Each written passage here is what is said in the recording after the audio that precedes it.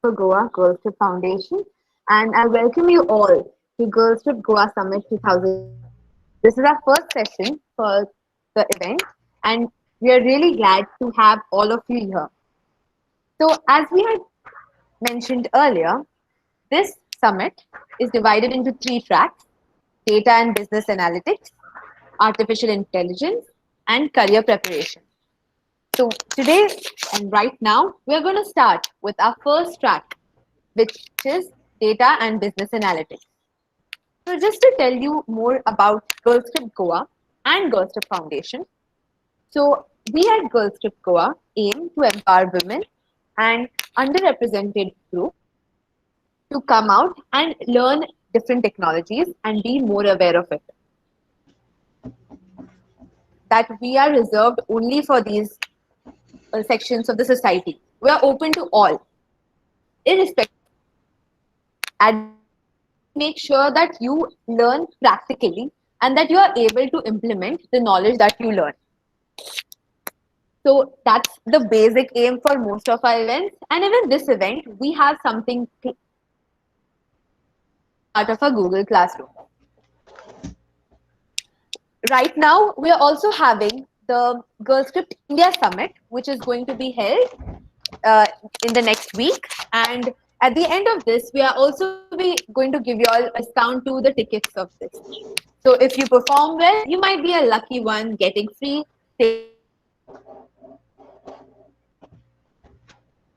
industry, and you can learn a lot many things in the field of technology there. So try to join it. Go ahead and read about it later. Let's start off with today's event. So we are going to have Miss Celia Alves. Guys, one question before going ahead. Am I clearly audible or is there any issue with the sound? We can hear you almost well. Sometimes there's a little bit of breaking, some noise, and some interruptions. I'm not sure if this is just me or if other people can hear you well.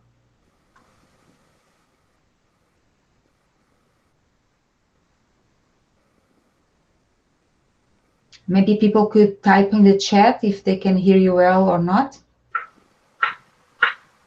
Yes, ma'am, we can hear you. Okay.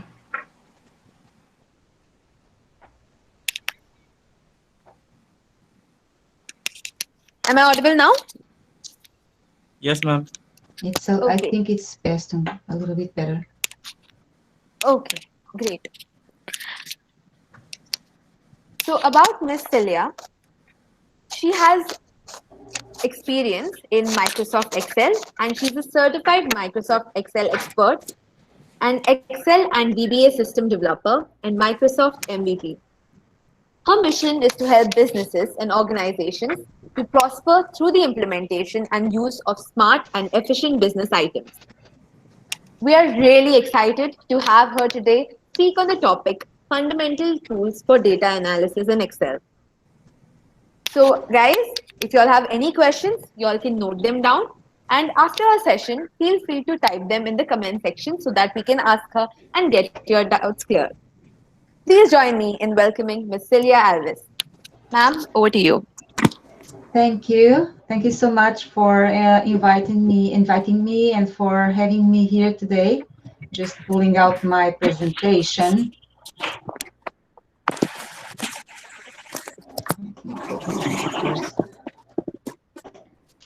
It's a great pleasure to be here today. Thank you so much. It's an honor to be to have the opportunity to speak to young girls or young people. I know it's not just girls that we have here today. So for young people in general, who are, most of you, I'm guessing, are starting your careers. So a great pleasure to be here and to speak with you about Excel. So I'm going to start by just making a point of situation here. This is the map, and we can see most of you are probably attending from Goa region, or maybe not, but the event is being organized from Goa. And the other 2 points are the locations. Is there some noise? Maybe some, if you can mute the microphones to help with Yes, they are sound. Okay.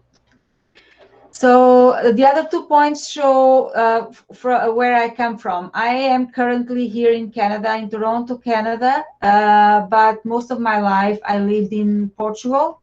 Leiria was my city.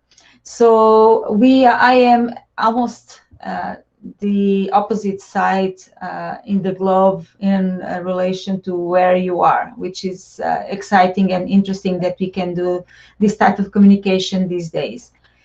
A little bit about myself. I won't waste too much time here because I have already been introduced. My background in terms of education is in mathematics. I have a degree and a master's degree in mathematics and then in education, and I worked as a teacher in high school for almost 20 years back in Portugal. Then in 2013, I moved with my family to Canada. And I was looking for something else to do other than teaching in high school. I was wanting to change career for one hand. I didn't want to start the teacher's career from scratch, having to start to do all my certifications again. So I was looking for something new, something else to do. I didn't know exactly what. And at some point, Excel came as an answer. I realized that companies had a lot of big need for qualified people in Excel, people who knew how to work with Excel. And Excel can be so powerful and so flexible to help us solve so many different problems that there are not enough professionals in the market to fill the needs of the companies, the market needs. So I started a little bit as a consequence of a few situations where I found myself I started learning Excel in more depth. I already used Excel. I used Excel as a teacher for those 20 years that I taught. But I was using Excel at I would say now at a more basic level. But I could do a few things. I could do what I needed as a teacher. I could do it, and it was enough for me as a teacher. Then later, I started to discover that Excel could do a lot more, and I will talk about that. I recently became awarded as a Microsoft Most Valuable Professional. This means that I am one of the people doing work for the community, teaching content online, and not only online, but bringing people together and sharing knowledge. And that's why one of the reasons I got the award. There's a lot more other people in the world with that same award, but our goal is to share knowledge and share our skills with the community in general. Okay, so about Microsoft Excel. I am not sure, since I have the sensation, the feeling that we have a very young audience here. I think that most of you or all of you know Excel or know what Excel is, but I am going to assume that you don't know Excel. You haven't had the chance yet to work with Excel extensively.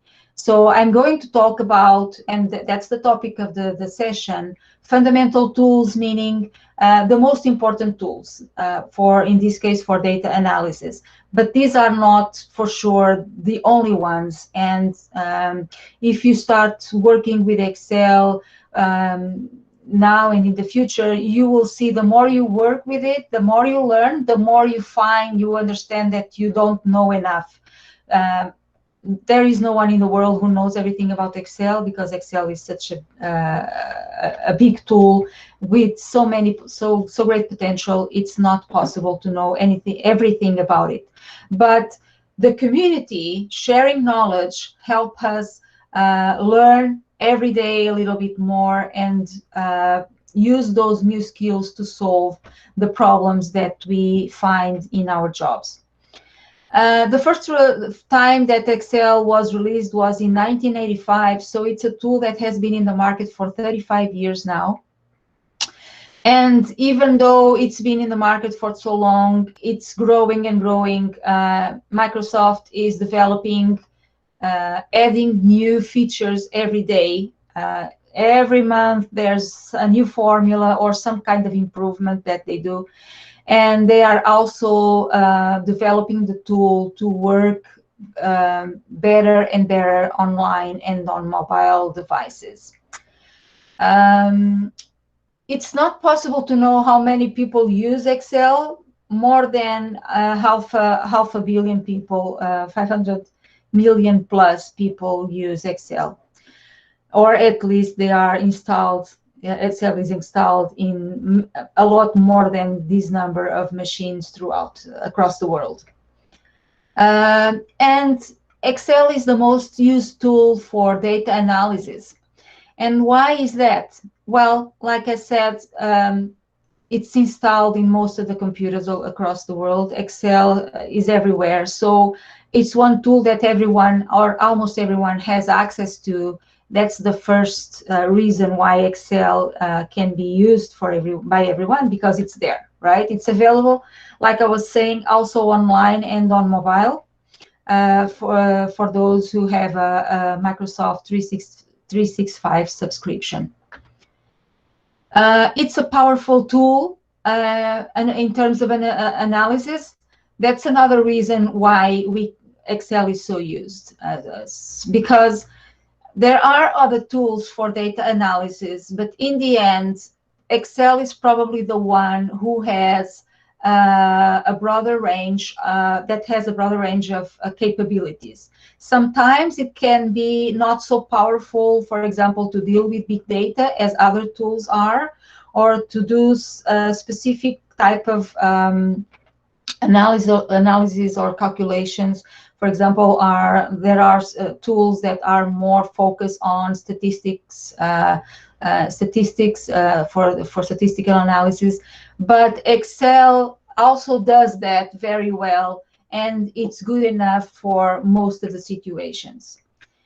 And it's very flexible, as I mentioned before. Whatever you need to do with Excel, most likely there's a way of doing it in Excel. It's just a matter of finding what is that way, what method can we use.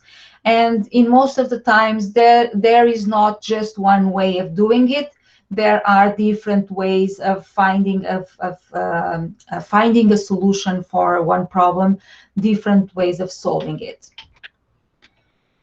Another reason is that most of the programs have this little button somewhere in one of the corners out there, and that says export to Excel. Accounting software, logistics, databases, all kinds of different types of software. It's very, very common. Almost all of those softwares have a button that says export.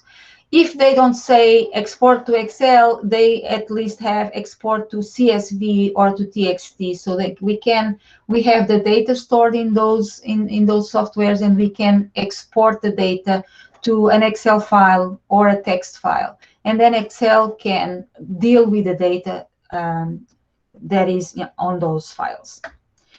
And finally, there is so much information online, available for users, that anyone who wants to learn Excel can do it. And I am one example of that. As I was saying before, my career was a little bit different. I was not trained to be a data analyst or to be system developer, business system developer. But when I found myself on a circumstance where I wanted to learn something new, I wanted to change my career, all the information was available there online. I could find, I could learn a lot from YouTube videos, from blogs, from forums. There's forums where you can go, you can write your question, and someone will probably, there's a high chance, a high probability of someone helping you solve that problem.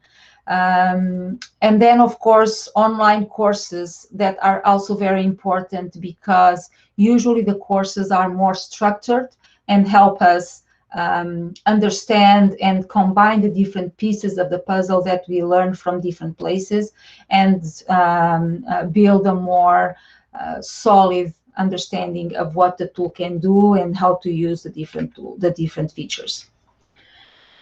So as you may be aware, Excel knowledge is one of the most required skills in the job market. If you are looking for a job now or anytime soon, you will find that it doesn't matter the area you want to work. It can be something more related to accounting or finance, or where the use of Excel is usually very everyone assumes that Excel is for that type of task. But then if you go to the administrative area, or if you go to manufacturing, logistics, even in arts, I've seen people in fashion applying for jobs in the fashion area, in design, and Excel is always requested as one of the skills for those jobs as well. So Excel is used for to store data and organize that data, to help us do calculations faster and better. In fact, that's how Excel was invented in first place. Not Excel, it was before, it was the first spreadsheet was called VisiCalc.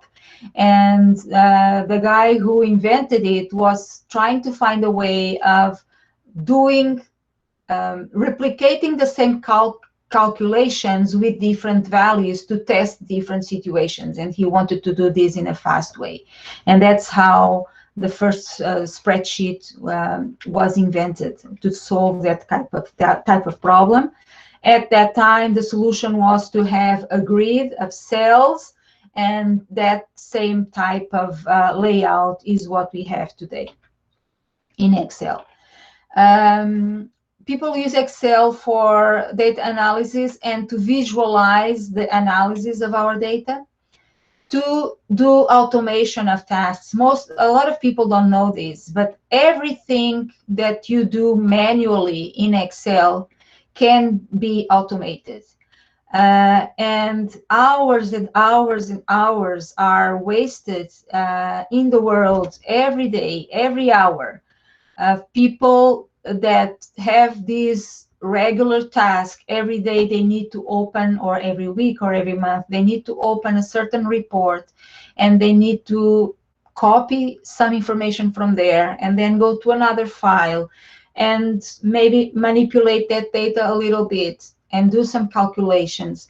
And this is being done manually, and by manually I mean the people do open the file, select the information, copy, go to the other file, paste, then they write the formulas. Sometimes they already have the formulas, but then they need to adjust the formulas maybe to a different number of rows, of cells. And all these can be programmed. So since this group is dedicated to coding, I'm not sure if you are aware, but I would like to let you know that Excel has inside of it a lot of opportunities to learn how to learn coding and to apply coding. I will talk a little bit. Celia? Yeah. Celia, by any chance, are you sharing your screen right now? Oh, Or my have you? goodness. Okay, no, because I just wondered. Oh, I'm so sorry, because I thought I was sharing my screen. Yes, That's all I hope, I wish you could have told me that before. I thought I was sharing my screen. I'm sorry.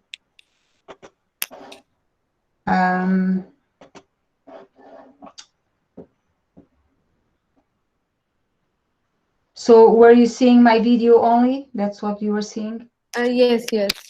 Oh, I'm so sorry. Okay, so let me just so that you let me just go back just that you have a little bit of see what I was talking to. Not, I don't think you missed a lot. Just a second. Okay. So can you see my my titles slide? Yes. Okay. Yeah, so this was the map I was talking about. I'm so sorry. I thought you were you were looking at the map as I was talking. Like I was saying, we are in opposite sides of the world, and here is where I was talking about the two countries that where I've lived my life until now, Portugal and Canada, and the different types of certifications. I also want to just, before I forget, this group here at the bottom, MS Excel Toronto, is a meetup group that I founded here in Toronto a year ago. And we talk about all kinds of different situations and technologies related to Excel.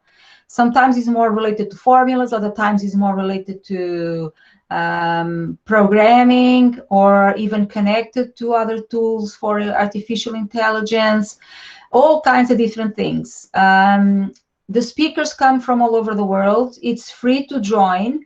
So anyone, if you are interested, then later you can check. I will tell you I will tell you the address. You can join and you can register for the sessions. We usually have at least one session every month, sometimes more than that. Okay. So these are the other slides I was going through, and this is where I was now. Yeah, so I was talking about task automation. So I was telling you that there's different types of languages embedded in Excel. One of them is VBA, Visual Basic Basic for Applications, which is the language that can manipulate not only Excel but other applications in Windows. So, for example, from Excel, I can program Outlook to open and create an email and insert an Excel file there and send the file to a certain person. And if I need to do this for 100 people, imagine the time that we can save, right? So we can program Excel to do everything that we do manually, that like I was explaining before with VBA. VBA is a language that has been around since Excel came to the market, and will stay for a longer time for sure, because there's millions and millions of rows of code in VBA in the companies throughout the world. From the smaller to the big corporations, every company has, or most of the companies have some type of macro, that's the name we call to those little scripts in VBA to run their procedures. And there's companies out there that use Excel to take care of very important procedures on a daily basis, with inventory, with operations, with finances, all that. There's also other languages. I will talk about them at the end. No, and before going there, and I'm thinking that I forgot even to put that on my slides. I was speaking about VBA. There's a more, now we have Office scripts, which is the language that Microsoft is putting a lot of effort into. So if you are interested in learning Excel and learning programming, it's also a good idea. It could be a good idea to learn into Office scripts. Office Scripts doesn't have the same power as VBA has at the moment, but it's growing a lot because Microsoft is putting a lot of effort in developing that type of language. And the reason for that is because Office Scripts is a language that works in all kinds of platforms. So you can use it on the desktop, but you can Office Scripts will also work online in Excel Online and Excel on mobile later, and it works the same way in Windows or Mac, while VBA only works on a desktop environment, on a machine, on a desktop, and it doesn't work the very same way in Windows and Mac. So sometimes for Mac, we need to adapt the code a little bit for it to work, okay? And another way of using Excel is for modeling. So if I have a number of how do we say, of assumptions, and there's a number of rules, and I want to make a prediction, for example, okay, given these circumstances, what will happen? I can use Excel to do that. And besides this, there's an infinite array of other creative purposes, usage purposes for Excel. For example, there's someone used Excel to create a drum machine. I can give you the presentation later, and there's a link here, and you will be able to find the video for this. Someone even used Excel to create paintings. Of course, this is not the primary use, but you can do it.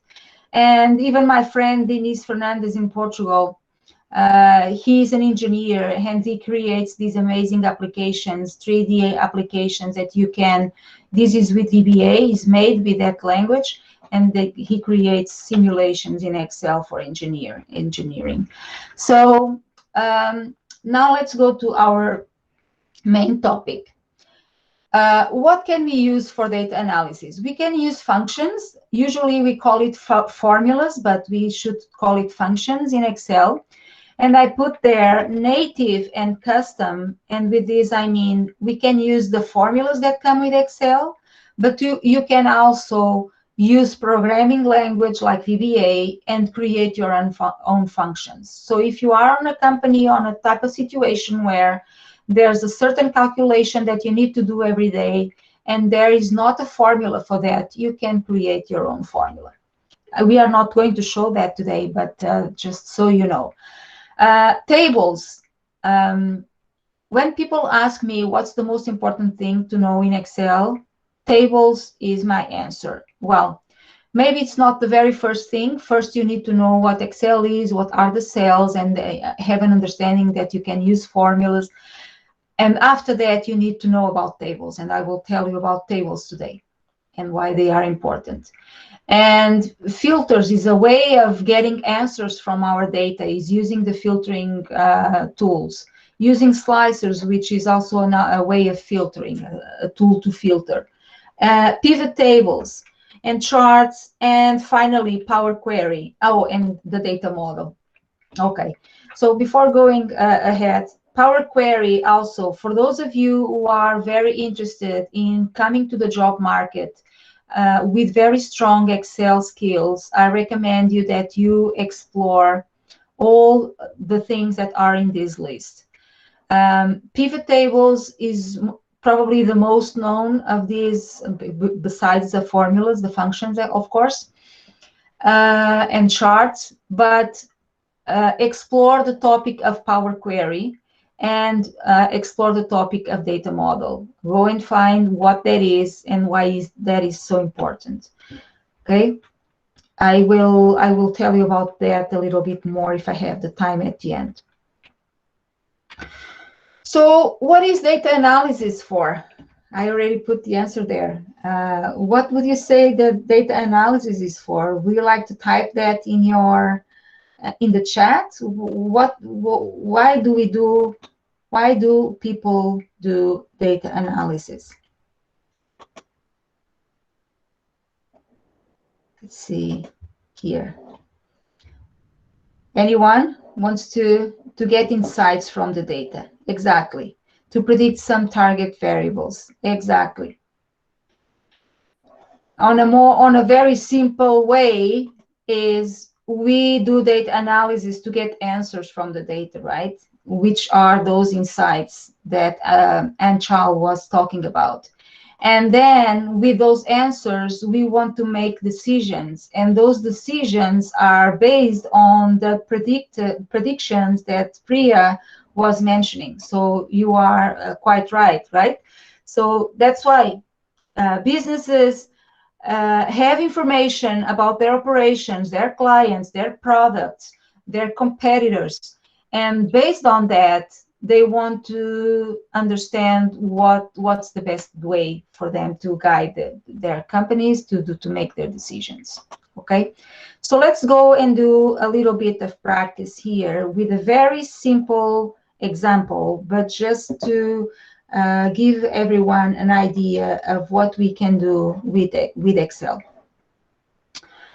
So I have this file here, only has these two sheets.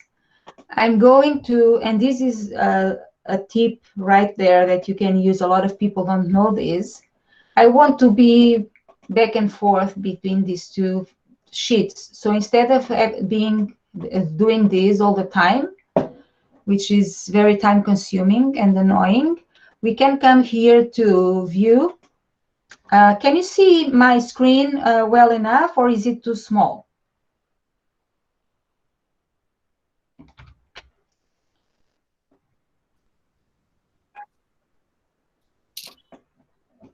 It's clear. Okay, so I'm going to use Excel without zooming like I am doing now. But at some point, if you see that you can, if you cannot see things very well, let me know, and I can zoom in and out a little bit every now and then. Okay, so here in the view menu at the top, we can go to, let me go here. Something did not go well, sorry. Oh my goodness, just a second. Think the file. I may have, either I pressed the wrong shortcut or it just crashed for some reason. Control-4. Okay, so that's what I want to do. So if you come here to view, and then we come here to new window, what we get here is that we now have two windows of the same Excel file. And now I can work with them separately. It's the same file, but it's open into, so now I can put this one in the, or this one in the questions sheet and this one in the data sheet, okay? And now if I go and do the Windows key on my keyboard to the right, and then I can choose, if I do to the right, I put a window on the right side, and then I can adjust the other window to be on the left side. Maybe zoom a little bit out here. Okay. Let me know if at some point you have trouble seeing, okay? And I'll do my best to do a zoom. Okay, so we have some questions here. I have some data. It's not a big set of data. We have, that's the first question. Does the list come? The second question, how many athletes are there? So I have here a list of athletes. This is the athlete ID. The height, maybe in centimeters, weight, in kilograms, age, gender, grade, and a monthly membership. Okay. If I go control arrow down, or down arrow, I jump immediately to the last row, and I can see I have the last row is row 41, right? So if I want to know, second question, how many athletes are there? One of the ways I can do that is just very simple, control shift down, and I select everything. And one of the ways to get a very quick answer is to look here at the bottom of my screen, I have the answer here. I have the count, I have the sum, I have the average. So right here, I have already a little bit of analysis done. And if you go and do right click, you can find other, if you wanted to have the minimum and the maximum also displayed, you can just check here and you have, so only on your bar at the bottom, you have a few statistical measures right there. Okay, we can activate all that and have that available here. When you select something, so for example, if you do like this, it tells you you are selecting 4 cells, you have 4 numbers, etc., etc. Gives you the minimum, the maximum. So these little tips are helpful in the on our daily tasks. Anyways, moving on. So does the list contain any duplicates? That's a very important question that we should always do at the beginning when we are starting to do some kind of analysis, because duplicates, sometimes we want to have them, other times we don't want to have them. And if we are dealing with duplicates, we may have some problems then with the results. Let's see, I put on purpose, I put these 2 last, I repeated these 2 last rows. They are exactly the same. I'm not sure if there are other duplicates, I don't think so. But how can we find our duplicates? Control-Shift down, Control-Shift right. Now I have all my areas selected. Or I can also do Control-Shift 8 or asterisk, and it selects automatically all the area where I am. I just click anywhere, and then all the data that, as long as we don't have blank rows or blank columns, it selects everything in that area. So if I go here and do data, and then select this button here that says remove duplicates, it will ask me which columns you want to look for duplicates. And I could, for example, just want to find duplicates in the athlete ID column. In this case, I want to eliminate rows that are the same across all the columns. So I'm going to select all the columns, and it is telling me there were 2 duplicate values that were removed. So now if I go Control down, I can see that now I only go up to row 39. So those 2 duplicates were removed. This is one way of doing it. There are other ways. I'm just going to show you some options for different questions. One option for each one of the questions, so that you have an idea of different things that we can do with Excel, okay? So, okay, does the list contain duplicates? We took care of that. Let me go and save the file just in case. How many athletes are there? Okay, we saw that. We saw that we could see that in the bar, but imagine that I want to display that here. So I can go and say, for example, count, and there's a formula for that. I can go equal, and the formula is count. If you start typing, the different formulas that functions that start with count will show up. We have count A, we have count ifs. The difference between count and count A is that count counts only numbers, and count A counts everything that is not empty. So I can use count in this example, and I'm going to count, for example, in column with a height that has numbers. The athlete ID also is a number, but in fact it could be formatted as a text, because we are not going to make calculations with the IDs. It's just a number for identification, right? So if I go count everything in column C, note that I am selecting the entire column, and here I have a word in row 2. So if I go enter, it tells me 37. If I go Control Shift down, I see 37 here at the bottom. So count is not including that cell with the word. Okay. Let me go. Cannot escape. Let's see. Control, just a second.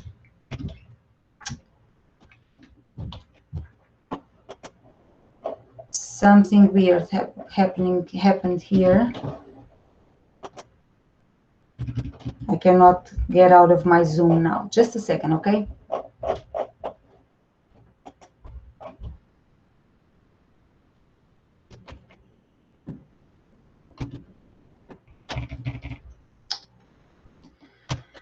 Okay, there we go. So there's a very simple example of a formula, okay? And we answer to our question. The advantage of Excel, of course, I believe you all know, is that now if I come to the bottom and add a new entry here, let's say I can even enter the same information. If I go Control D, it copies the information that is on the row above me, above where I am. It doesn't matter the information now. Now if I go to my cell, I see that the count has increased 1 because I added 1 to my range. Okay, I'm going to insert a column here because I'm going to need extra space here later. Okay, so we answered some questions already. What is the average? Same thing. I can use a very one of the ways is to use the average formula, and there's over 400 different functions in Excel.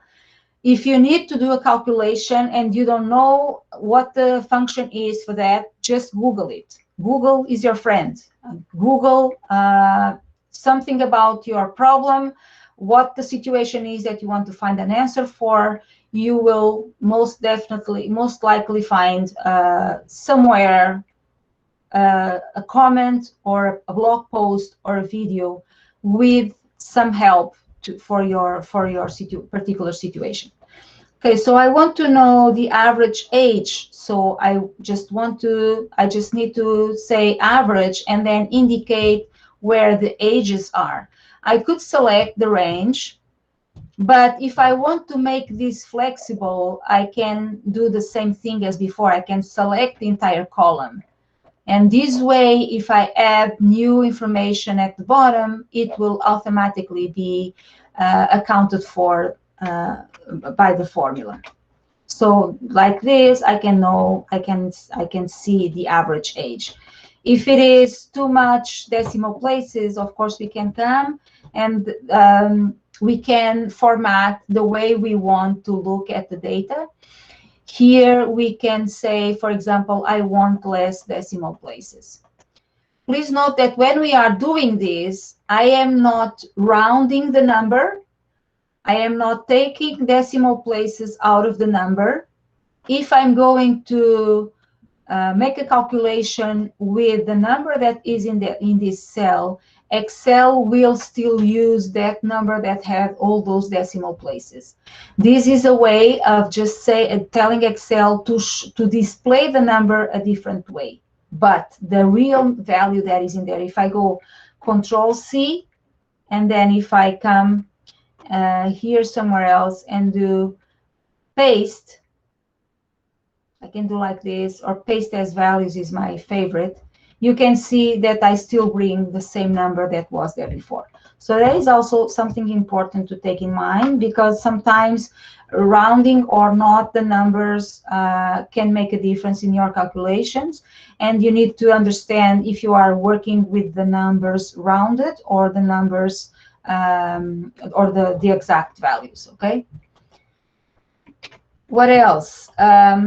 What is the annual membership paid by each athlete? So considering that the monthly membership is paid every month 12 times a year, let's put here annual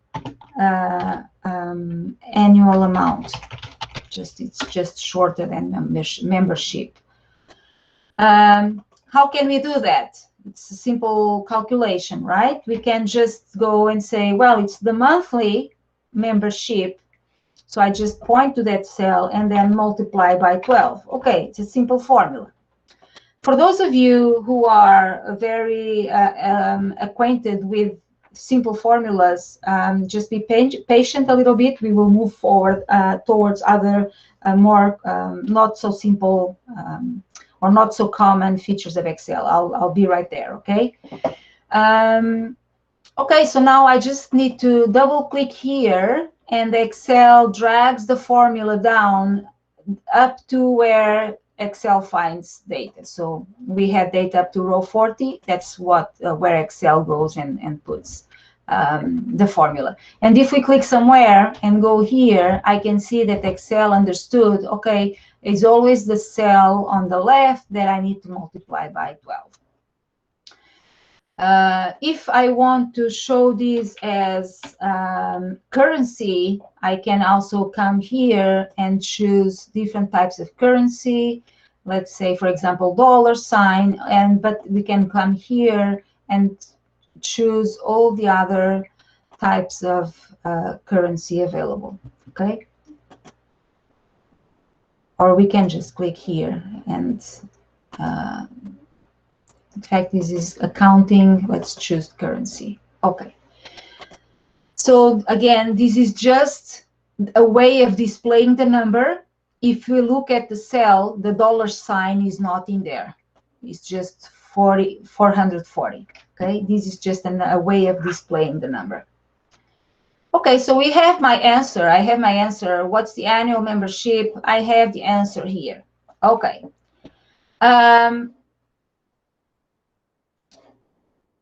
What is the height of the athlete 6'2", 5'6", 2'3", if the athlete even exists there? Well, I could come and look for it manually. Sometimes we do that. I could come here and do the data tab and activate the filter. And I could, for example, sort by ID number and look and see if there is the 6'2", 5'6", 2'3". There it is. It's here. So the athlete is here, and I wanted to know the height. So okay, it's 166. That's my answer. Or I could use the filter and just type the number here, 6'2", 5'6", and it starts guessing what I want. At this point, I only have one option, so I can just select that one. And when we have the blue numbers here, it means that we have some rows are hidden. So the filter hides all the other rows, and we have our answer there. We can look at it. Okay, so that's another option. If we want a more permanent way of doing it, like when we did here with the count, I forgot to put this other one. So this was count, this was average, that was the average age. So it's important to put some titles when we are doing our work so that everyone knows what each thing means. So now I have this athlete here, athlete number, and I want to find the height of this athlete. One of the formulas that we can use is VLOOKUP, and it's very common to see, for you to see if you are looking for a job. It's very common to see VLOOKUP mentioned in job ads as a medium, intermediate to advanced skill in Excel. I would say it's a fundamental skill.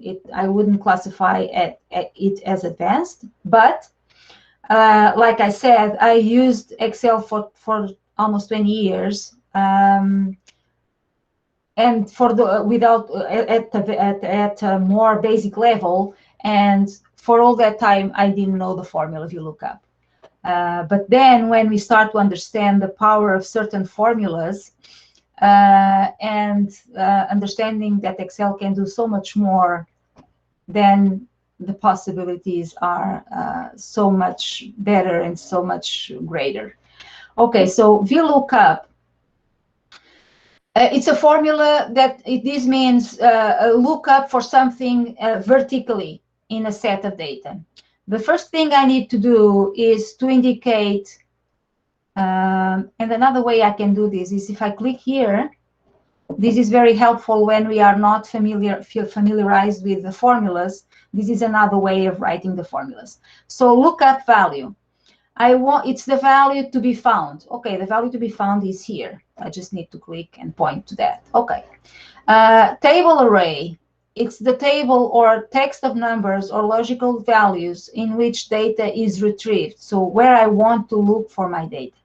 So I can just minimize this and then say, well, my values are in here, okay, in this range of cells. Go back.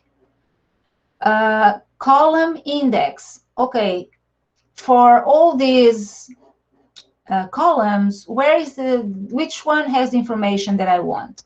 If I'm looking up for this athlete ID and I want to find the height for that athlete, then I need to count 1, 2. Okay, the height column is the second column, so I put a 2 here. Okay. If I wanted the age, I would put 4 because it would be column number 4. And one thing that you need to pay attention is that VLOOKUP only works if the value that I'm using to look up is in the first column of my range. So this issue has been solved recently with a more modern formula that I will tell you about soon. And finally, the range lookup is true or false. False if I'm wanting to find an exact match, and true if I want an approximate. Usually, most of the situations, we want false, okay? So we type in false, or we can also type 0. Okay, there we go. We have our answer, 166. It's we had seen that before. Our athlete is here. Is that correct? The height, 166. Yes, that's correct. So let's do a little bit of a few other things with this same question. I'm going to put here just the title. Athlete. I don't think I'm spelling this correctly. Athlete ID and height.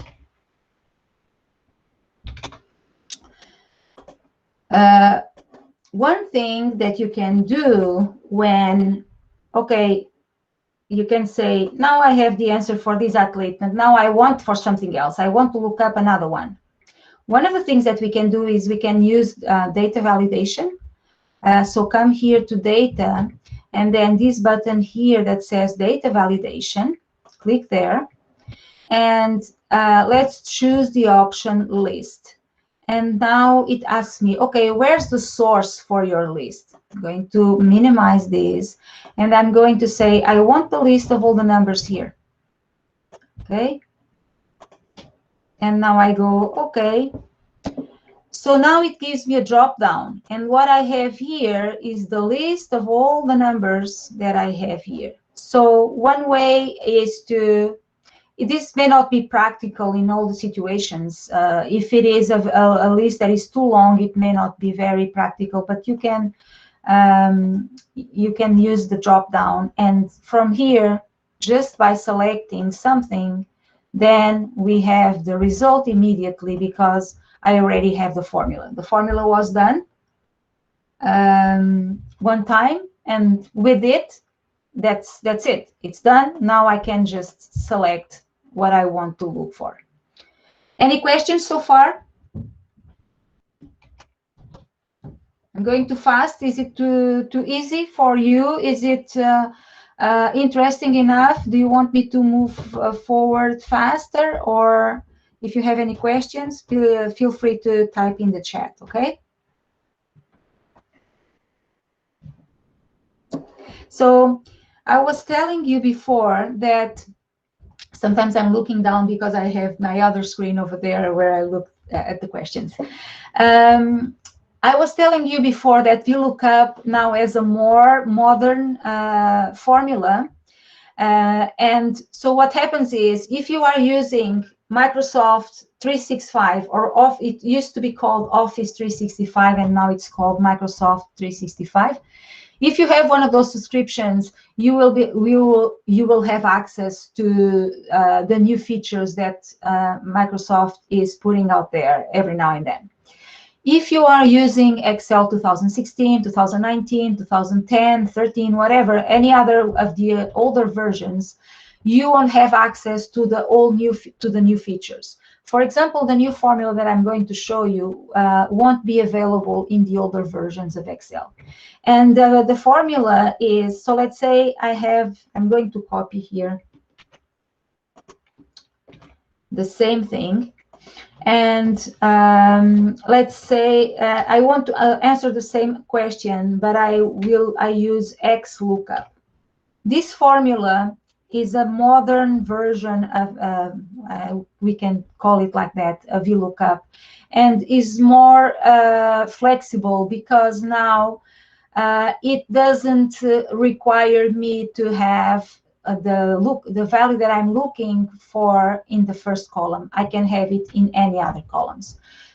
So it goes, where's the lookup value? It's here. Let me see if I can bring this here so that we can see. Okay. Now I go, this is not right. Let me go back. Where's the lookup value? It's here. Then comma. Where's the lookup array? Where the array where I look for that value is in this column. And the same way I select this column, I could select any other column. Okay. Where is the return array? So if I want to look for height, the return array will be this column. Okay. And if not found, well, if not found, VLOOKUP would give us an error. It will display NA as an error.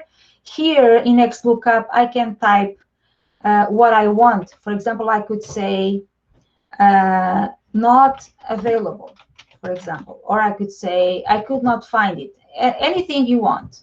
There's an A missing there. Comma. What is the match mode? Do I want an exact match, an approximate to the next smaller or to the next larger? So these are other ways of doing the lookup. Depends on the situation. In this case, it's a 0 exact match. And how do I want to look? From top to bottom, bottom to top, etc., etc. So I'm going to search first to last. So option 1. Because what happens is, if you have 2 rows with the same ID and you are using the VLOOKUP formula, the formula will give you the first entry. XLOOKUP will give you the opportunity to say, well, I want the first counting from top to bottom, or I want the first from bottom to top, or I want the first when they are sorted as ascending. You have more flexibility with this formula. Anyway, so the answer is the same. I just wanted to call your attention to the fact that we now have more and more formulas available in Excel. Okay, I want to jump ahead a little bit because maybe the time. Up to what time do I have for the presentation? How much time left? You can go ahead for another half an hour or something, I guess. Okay, okay, that's good.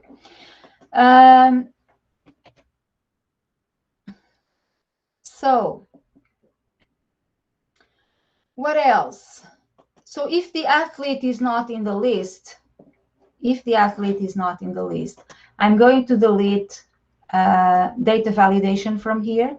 Why I'm going to delete data validation? Because if I want to type this number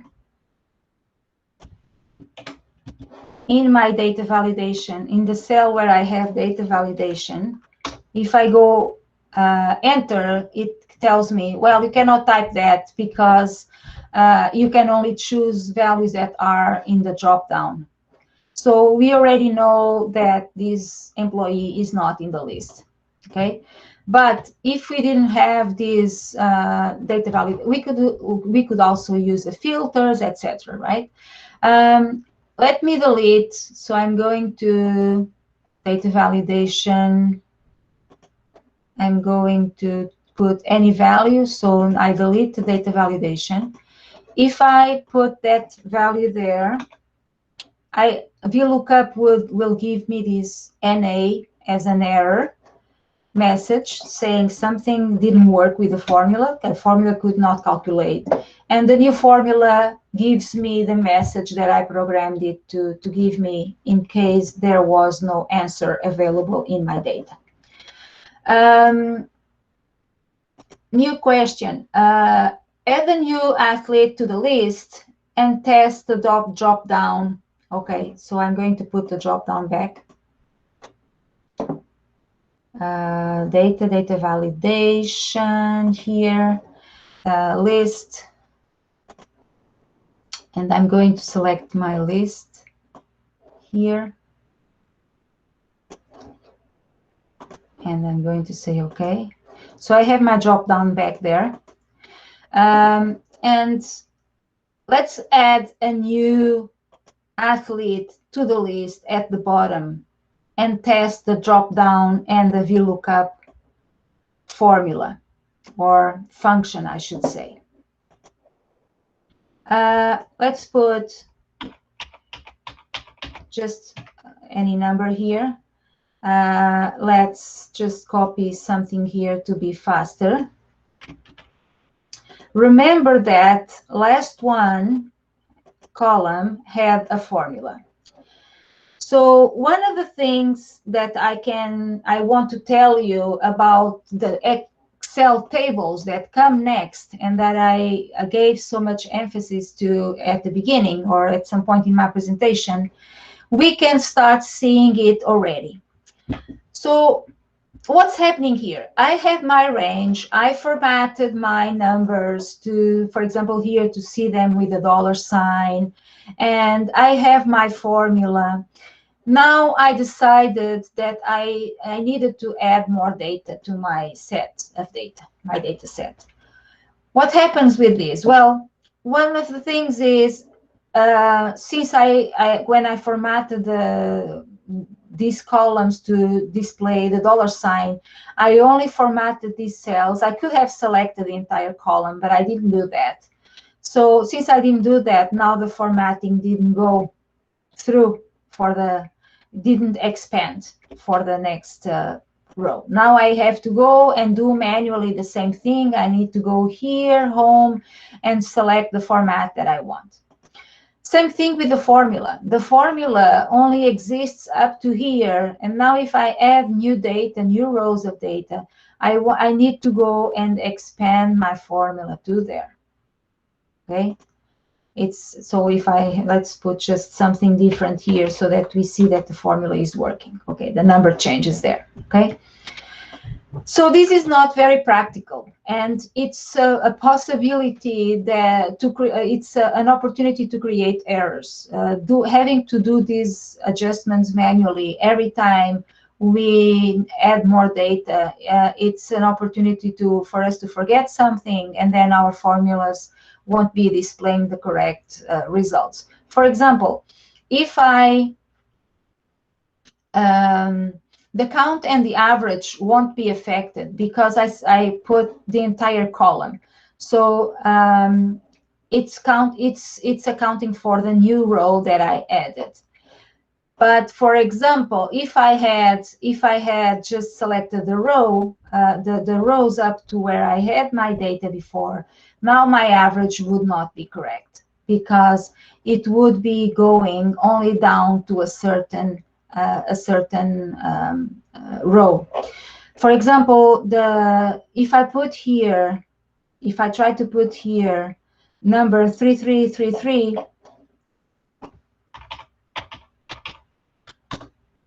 it's not letting me, because my if I go and do data and data validation, the range that I have here, and if I click, Excel puts this dash line around my range, I can see that the last row is not included. So it didn't become automatically included in my validation. And same thing, if I come here, for example, it keeps telling me it's not available, because again, my formula was looking for values only up to that row. So these are several reasons why I think it's so important to work with tables. And tables are not to be used all the times. It depends on how you have your data, how your spreadsheet is built. In some situations, you don't want to use tables. But in most of the cases, in many situations, it will be so much easier if you use a table. And what is that? You can say, well, is this not a table? It has rows and it has columns, and if I even go and paint some borders here, I could come here and put some borders, and well, this looks like a table, but it's not what it's called an Excel table as an object.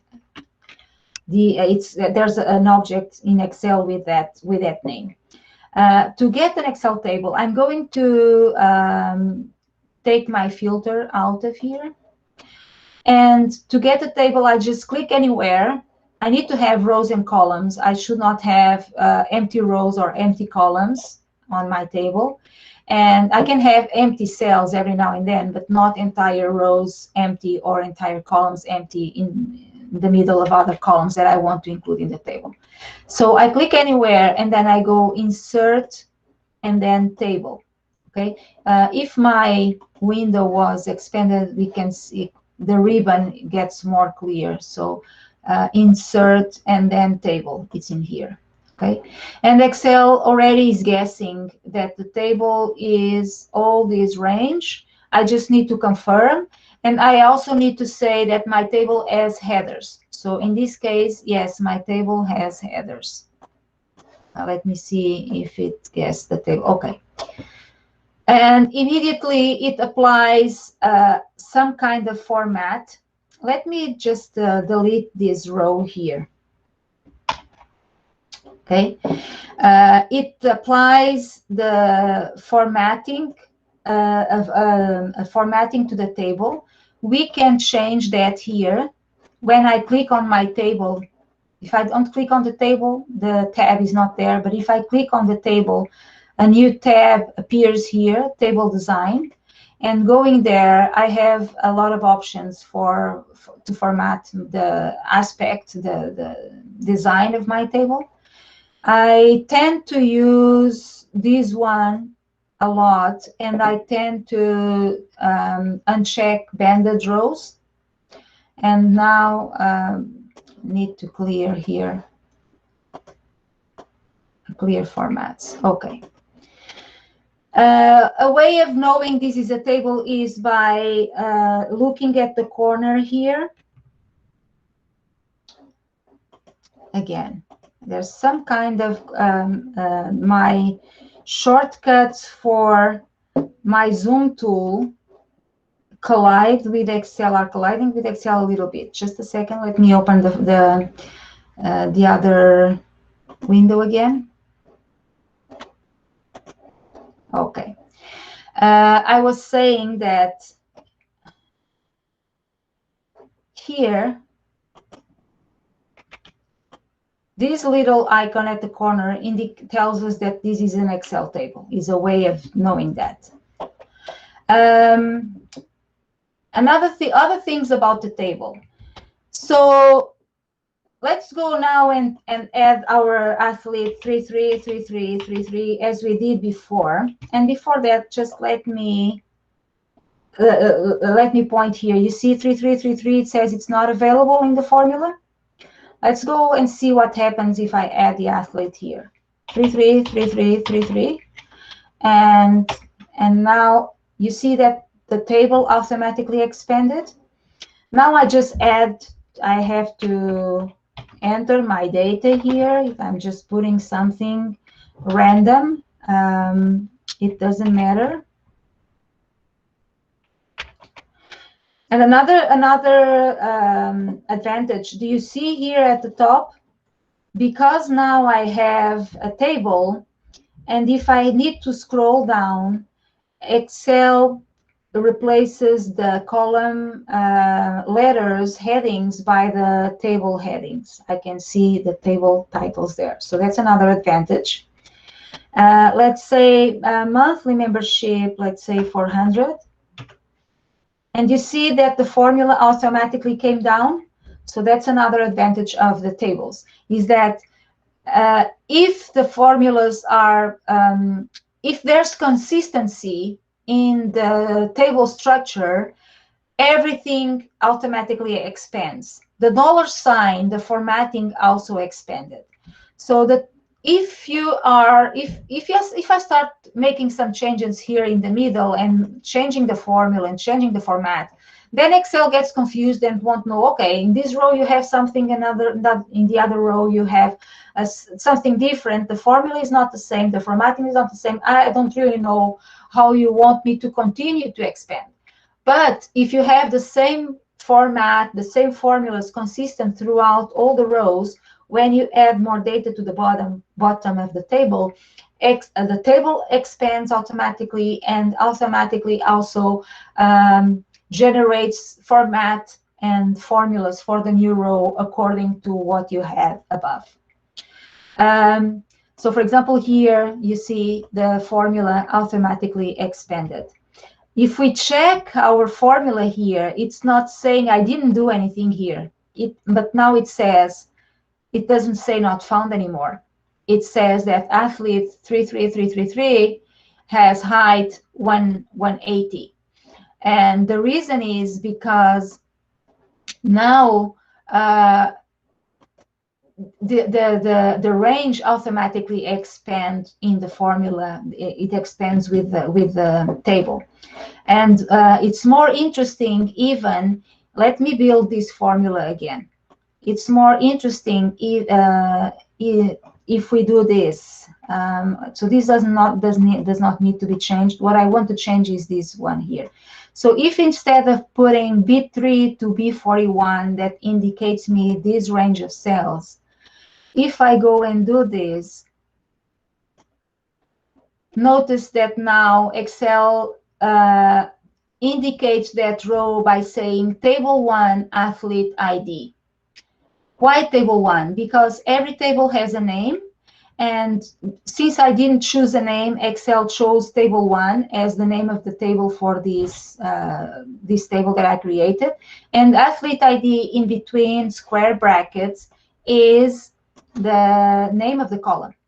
Okay, so when we use tables, it's easier to read the formulas. So now if I go C3, C41, it's the column height, right? So if I use tables and then I build my formulas after I have the table, the formulas get much easier to read, because I don't need to see, oh, what's B, what's C, what's in there. Just looking at the formula, I see, oh, it's the heights, oh, it's the ID column. I can see that. The column, the table name, it's in here. If I select anywhere in the table and go to table design, I have the table name here. And I could change this. For example, I could say this is the table for athletes. Enter. So now this is the name of my table. And if I go here, now my formula changed, and I know that it's referring to the table for the athletes. So if I know my spreadsheet, it gets a lot easier to read my formulas using tables. Another thing is that, remember the formula that we put here before we had the table. Let's delete that. And let's do the formula again. So let's imagine I have my table built first, and now I add, oh, and by the way, let's just delete everything.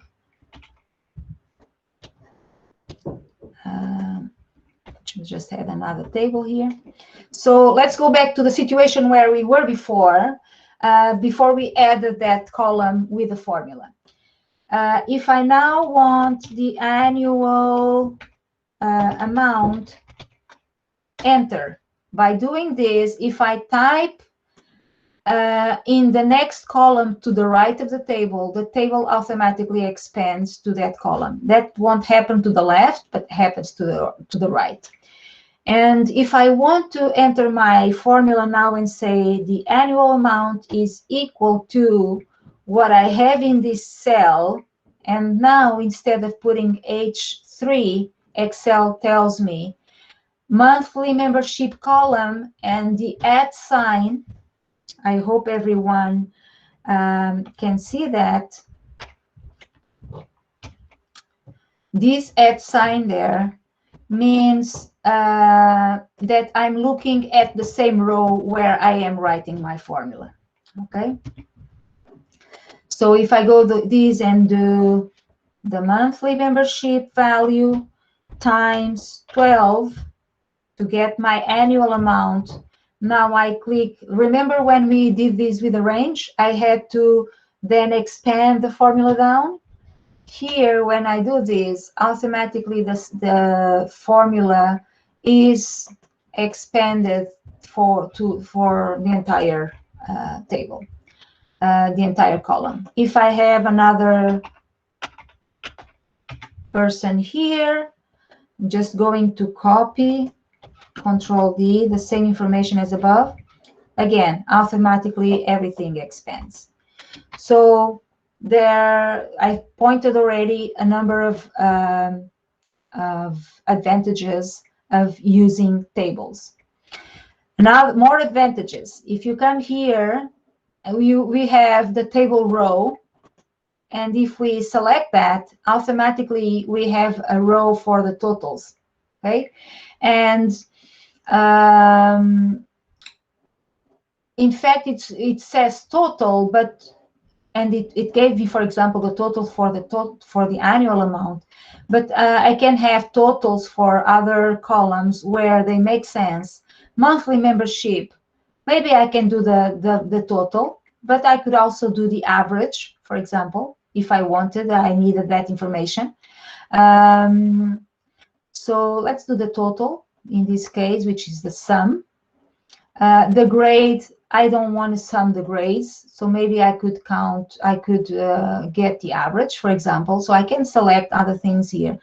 And if I am entering data and I come to the last one and then go tab, automatically it gives me, it understands, oh, this person wants to, the user wants to add a new row with more data. So automatically creates a new row for me, and then I could add a new member here, and again, add more data there. Okay. How is it going so far? Does the Excel table apply to columns? I'm not sure if I understand the question. Or maybe the examples might have answered that question already. If you want to explain a little bit better, maybe I can, Priya, who typed the question in the chat, maybe I can help you better with that. Let me know. Okay. Other interesting thing with columns, with tables, I mean. I'm going to expand the first row. let's imagine that I wanted to do some filtering. Can the Excel table be expanded to columns like rows? No. So the logic on a table, the logic is understood that is built in rows. So each row is a different field. And each, sorry, I'm doing the gist of a column and saying row. Each column is a different field. And each row is a different record. And this is the language, if you are dealing with data and data analysis, is a language that you should be, you will probably be acquainted with. So each row represents, in this case, an athlete. And then each column represents a different type of information for that athlete. So when I am expanding a column table, I am adding new records. So the records are new rows. And the logic of expanding the table expansion goes this way. So only by rows and not by columns. Okay. I hope this helped. Okay. I was going to show you another very cool feature, feature for tables. Let's say sometimes you need to find information on a certain table. It happens a lot if on a company, if you have an Excel spreadsheet with a table with a list of clients or a list of products and different information about each product, and you want to find something in that list. And one way of finding things, by the way, I can show you that right away, because it's also something that I wanted to show you, is using the filter buttons. These filter buttons, by the way, you can turn them off if you want. If you don't need them, you can turn them off from here. And let's say I want, and I had questions there. Let me find some of the questions here. For example, how many employees of each gender? Who are the 5 oldest athletes in the group? Let's answer this one. Who are the oldest 5 members in the group? So age, I can come here, use this button, and go, for example, largest to smallest. And I can see now they are sorted. I can find the top 5 ages there. Okay. But I could also ask, are there people who are the people that are younger than 30 years old? I can come here, number filters, and I can choose from all these options. In fact, I can even have the top 10. Let's answer the previous question. I'm sorry that I'm jumping a little bit back and forth.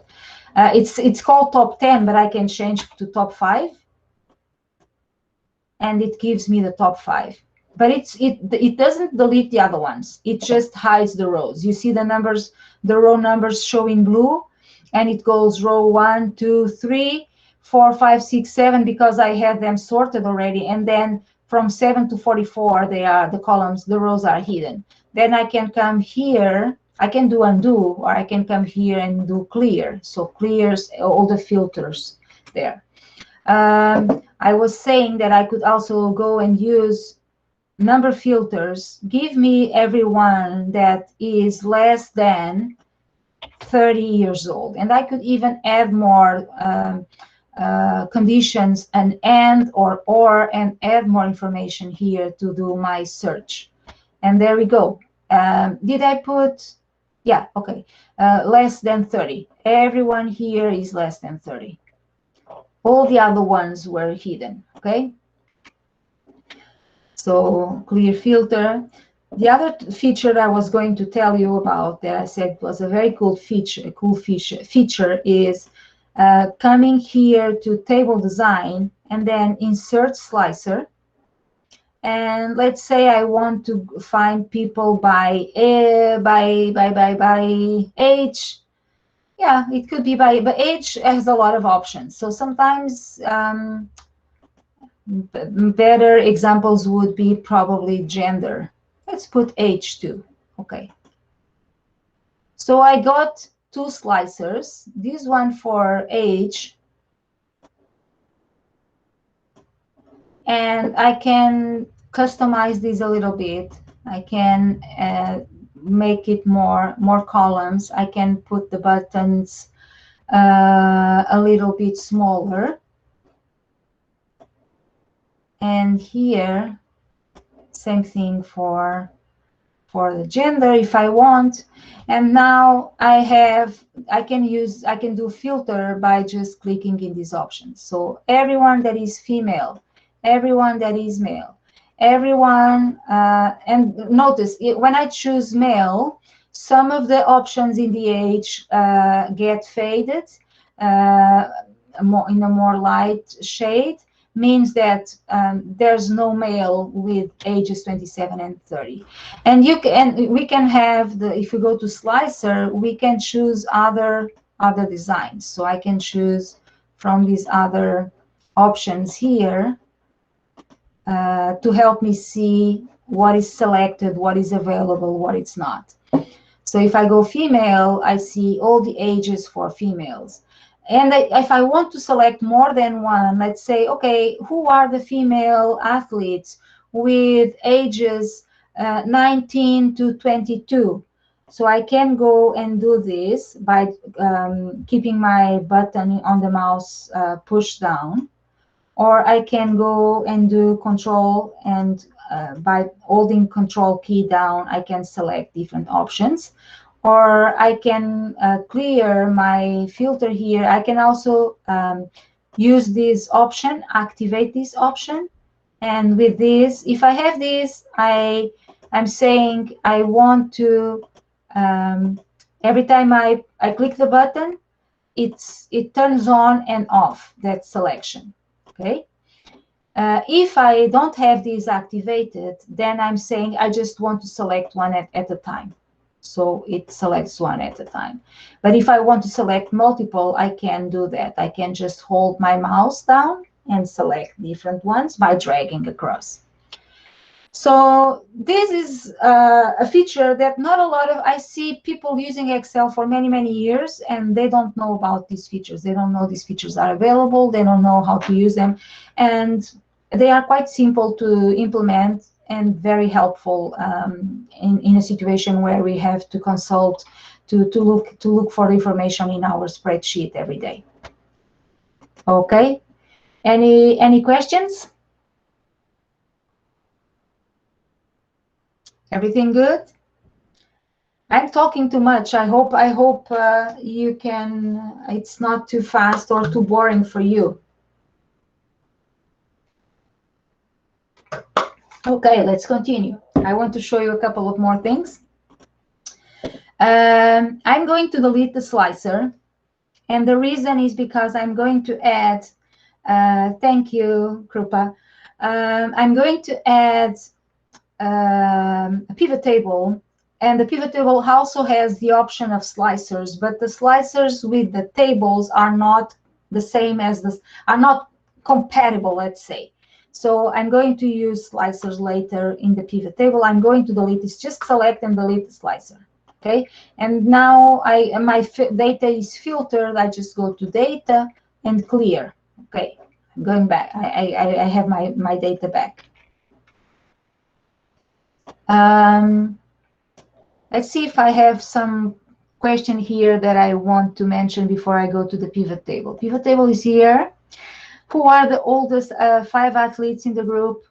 I wanted to show you something else for that. Let's just shuffle these. Now the oldest are not necessarily at the top as before. They are kind of mixed. Another interesting tool feature available in Excel to help us visualize data and find answers quickly is conditional formatting. So I want to find the top 5 oldest people. I can select Control Shift down. I select the entire column for the age, and now I go home. Let me just expand this. Go home, and in this tab I have this button, conditional formatting, and I have different rules here that I can use. Highlight cell rules, greater than, less than. I was saying find the top 5. Okay, find the top 5. Let's do that one. Top bottom, again it's top 10. I can put here top 5, and I can select different options how I want to highlight them. For example, red text, red border. The red border is doesn't, it's, you cannot see it very well. The easiest one is, for example, the first one.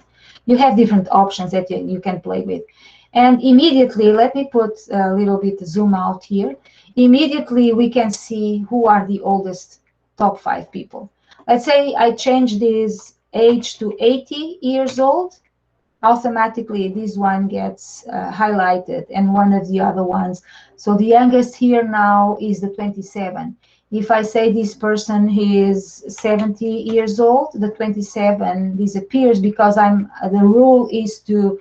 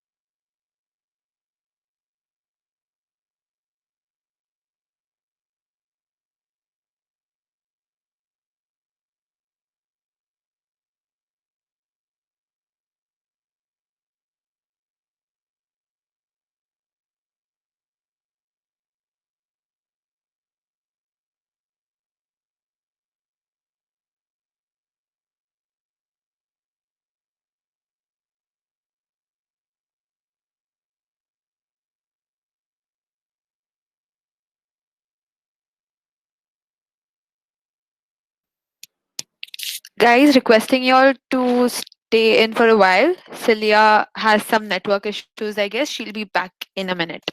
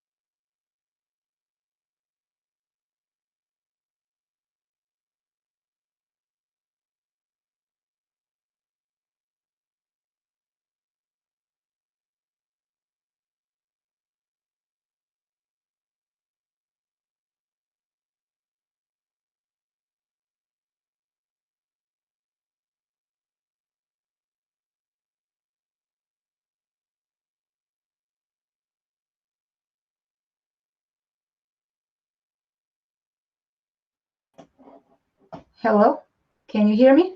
Yes, you can continue.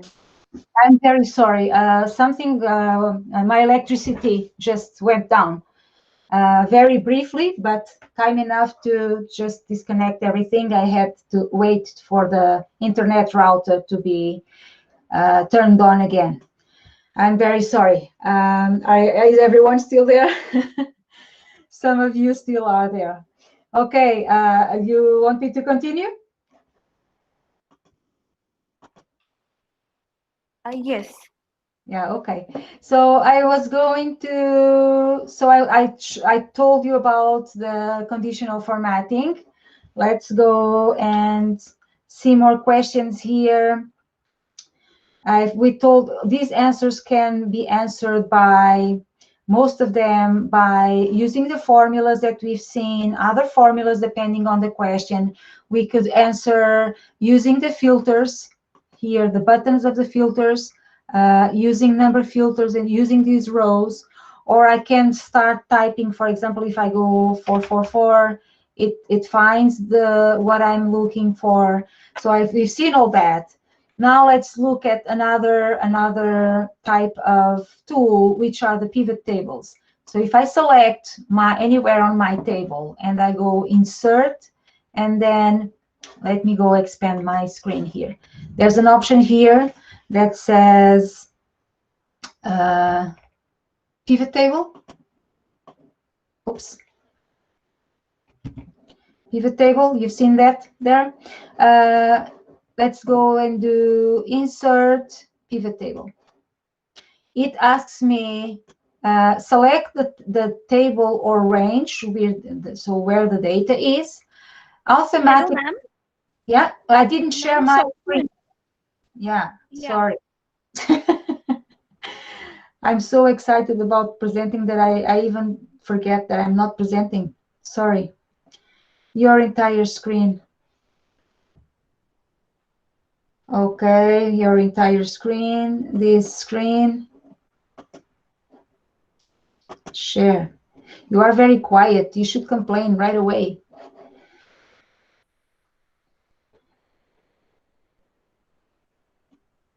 Can you see it now?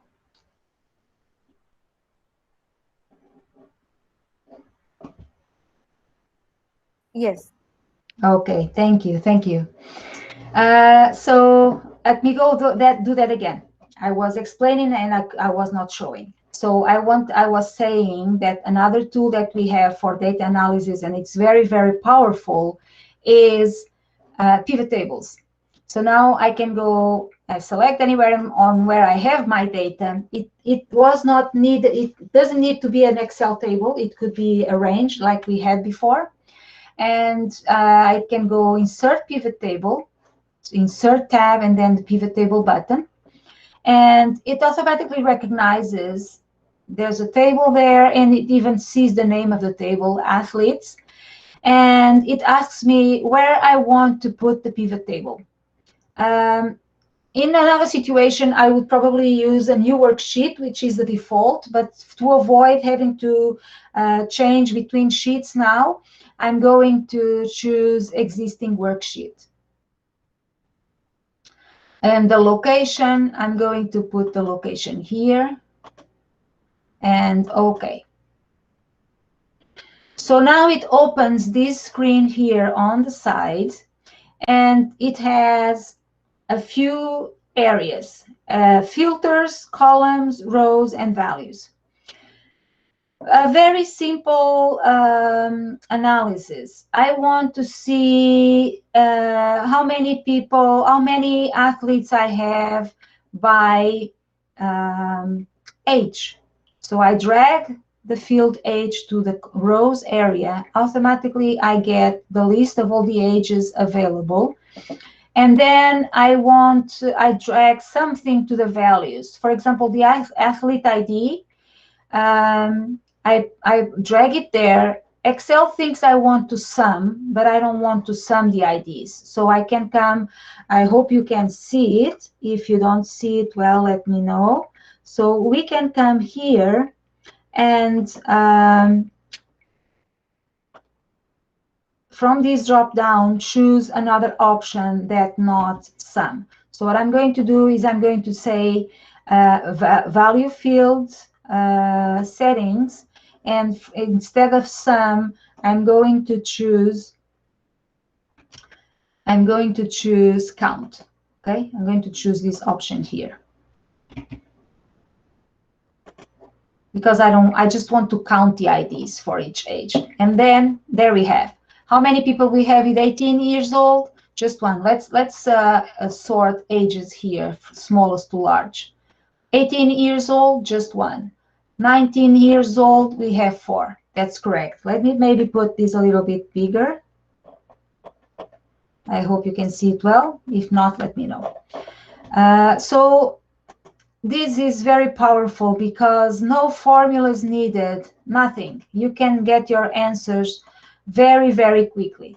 Of course, the format is not very good. By default, Excel gives me this format, but I can come here to design here and report layout and choose the tabular form. Okay, that's better. Age, count of, athlete ID. I could even just put count and change the name of the column. So, for example, if now I change this person, I say, no, this person, this person is not, it's a male, it's not 19, it's 18. Enter. Nothing happened there because the pivot table is not dynamic like the formula, the functions usually are. The formulas automatically update.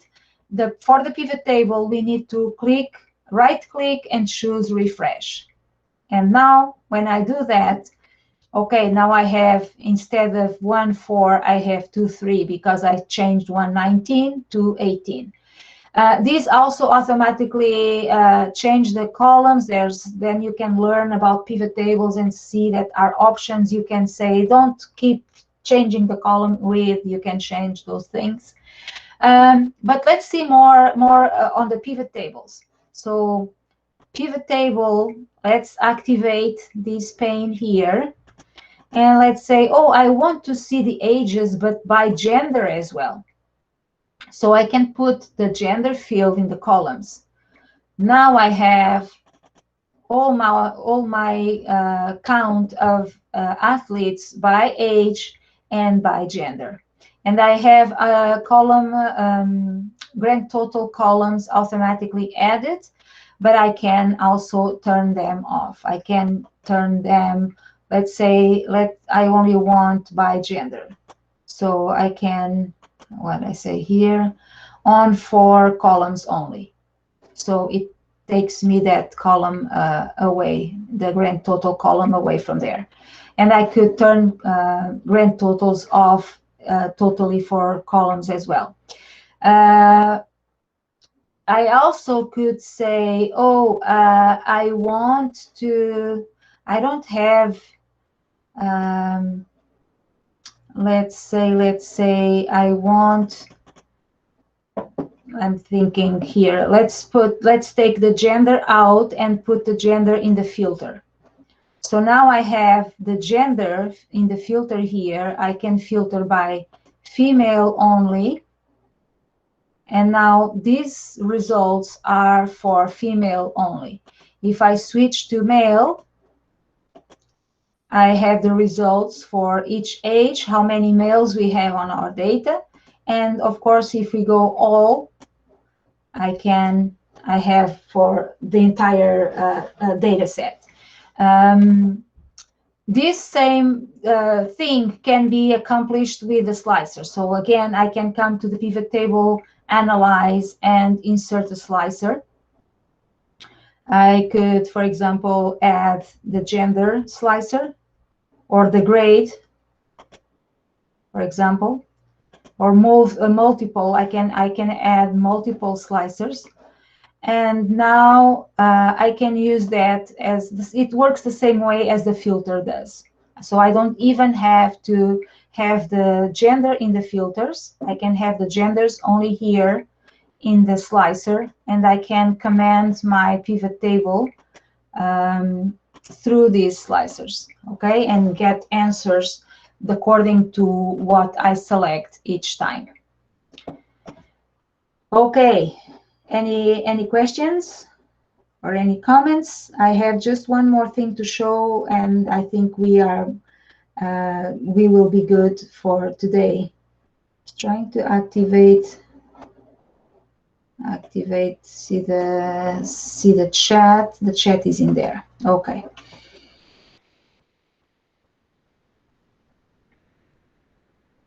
Okay. No questions so far.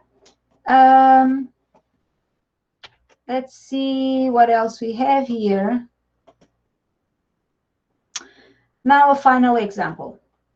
Let's imagine that this is my list of athletes, and I received, let me go back, put a little bit of zoom out here.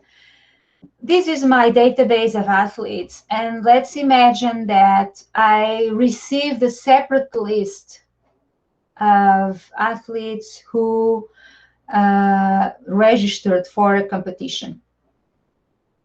Excuse me, a sports competition. So for example, I have this file here. I'm going to show you the file.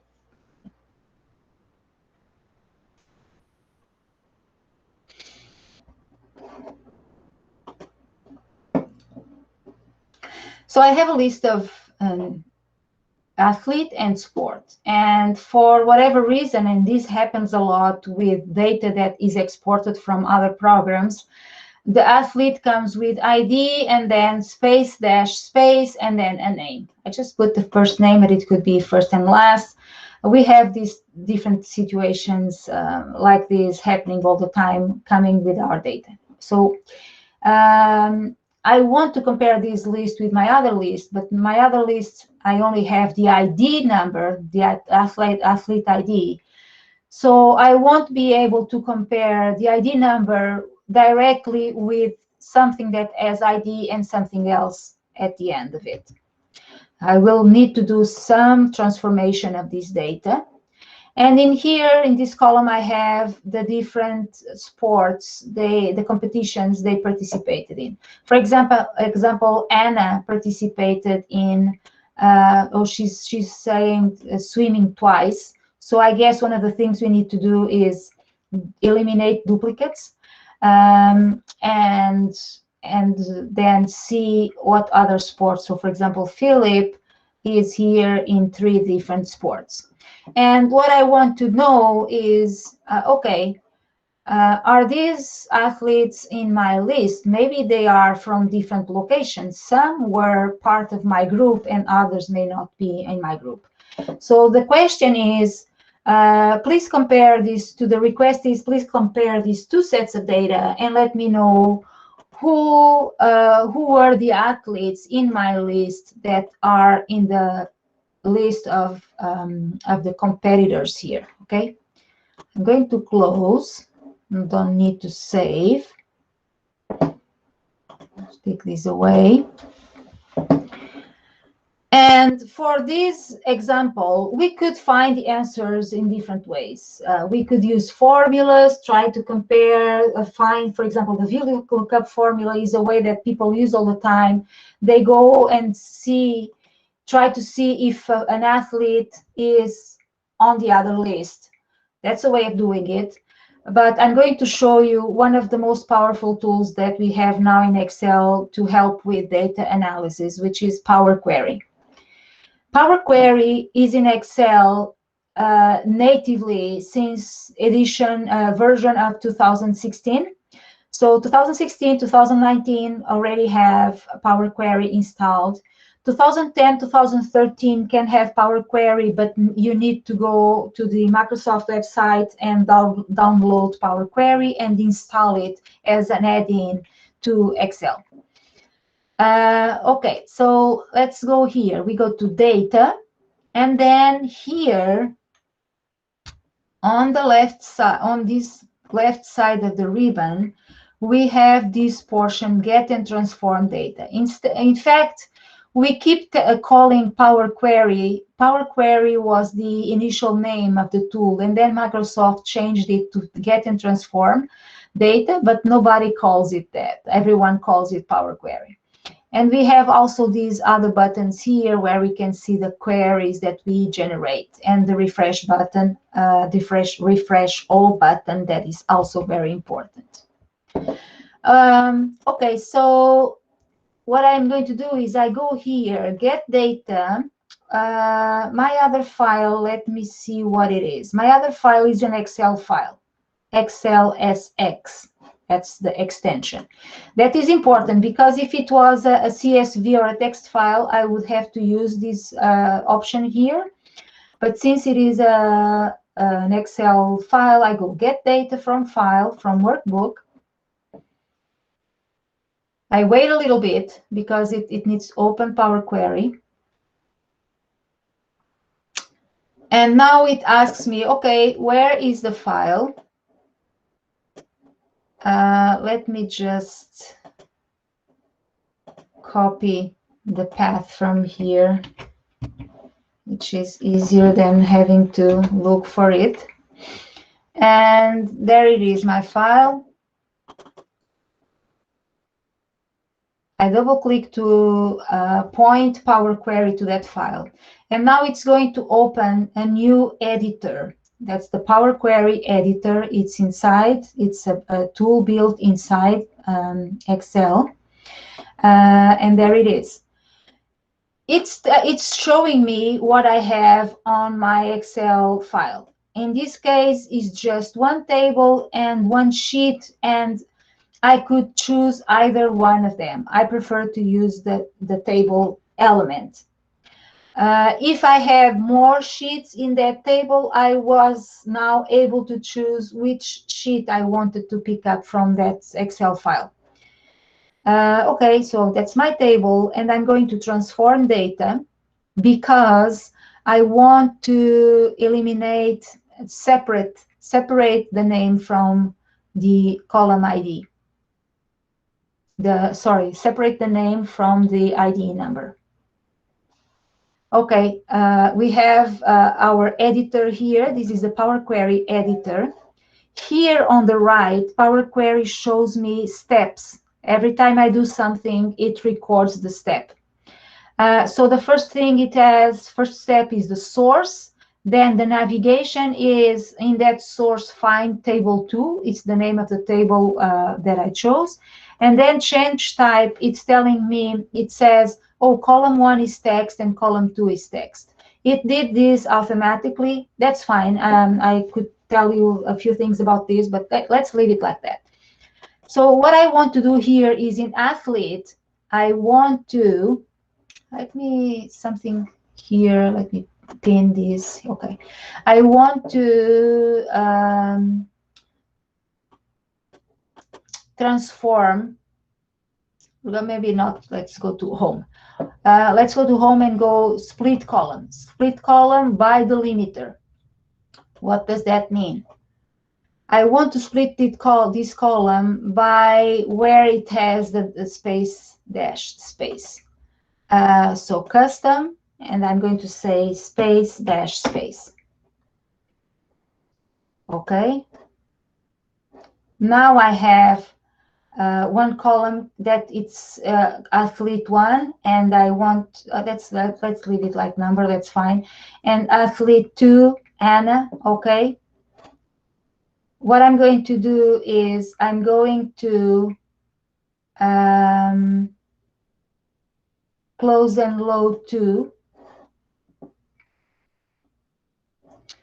And I'm going to create a connection only.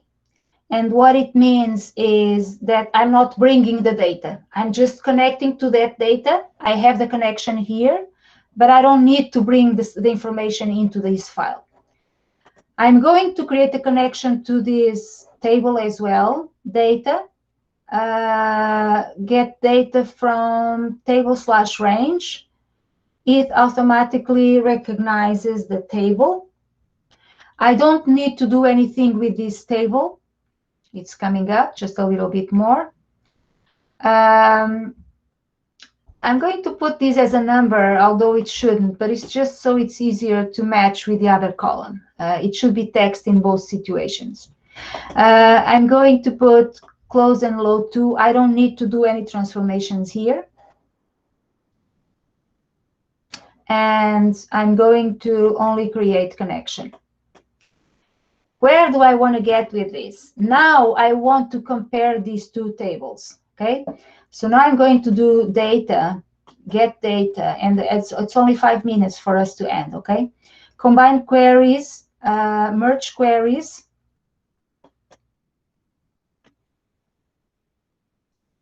We wait a little bit because it's now going to ask me which queries I want to merge. I only have 2 in this file. I want to say merge the column, the table athletes with the table table 2. That's the one that I brought from my other file. And I want to do the following match. Column athlete ID is the same as column athlete 1 in the other table. They have the same type of information. And I want to do a merge that it's an inner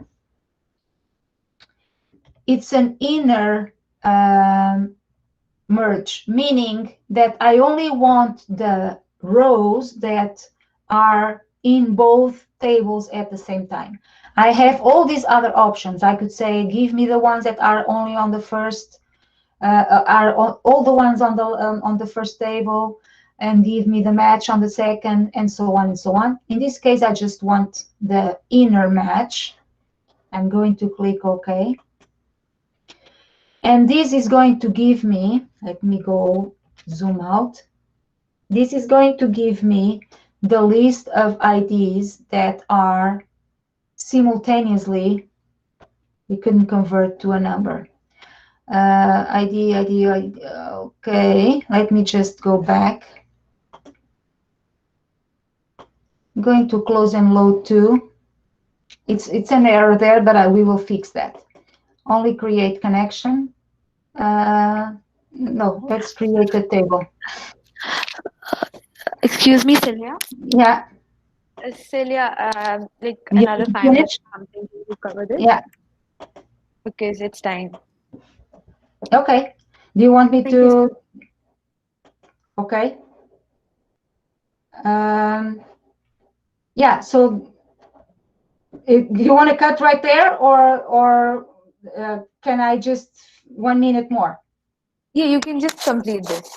Okay. I'm really sorry for the interruption. Okay. So let me just go back here.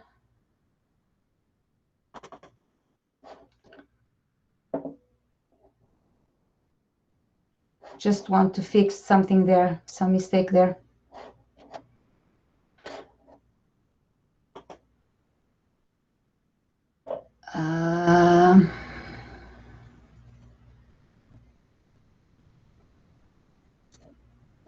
Kind of lost here.